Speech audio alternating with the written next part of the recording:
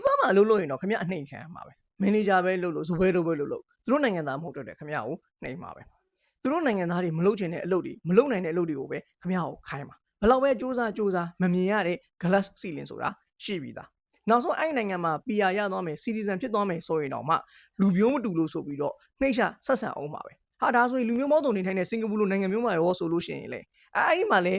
ငွေဝင်းချံမောင်းနိုင်ငံသားနဲ့နောက်မှပြောင်းလာတဲ့နိုင်ငံသားဆိုပြီးတော့ခင်ဗျားကိုခွဲခြားဆက်ဆံအောင်ပါပဲအဲ့တော့အနှိမ်ခံရတာပြဿနာလားဆိုတော့မဟုတ်ဘူးပြဿနာကဘာလဲဆိုတော့အဲ့လိုအနှိမ်ခံရလို့ဆိုပြီးတော့သူတို့နိုင်ငံသားတွေအထင်ကြီးအောင်သူတို့နိုင်ငံသားတွေဝစ်တယ်လို့စားတယ်လို့သူတို့နိုင်ငံသားတွေတွာလာလှုပ်ရှားသလိုမျိုးလိုက်ပြီးတော့ဟလာသူတို့အထင်ကြီးအောင်လိုက်လို့တာအဲ့လိုလိုက်လို့ဘာဖြစ်လဲဆိုတော့ပတ်စံကုန်ပြီးတော့အရာရောက်မှာမဟုတ်ဘူးဒါကြောင့်အနှိမ်ခံရတာကိုစိတ်မညစ်နဲ့ကိုယ့်ရဲ့ရည်မှန်းချက်ကိုဥတည်ထားကိုကအဲ့နိုင်ငံမှာနေမှာလားဒါမှမဟုတ်လို့ရှိရင်ပြန်မှာလားဘလို့ပဲဖြစ်ဖြစ်ခင်ဗျာပတ်စံတွေအများကြီးစုထားဖို့လိုတယ်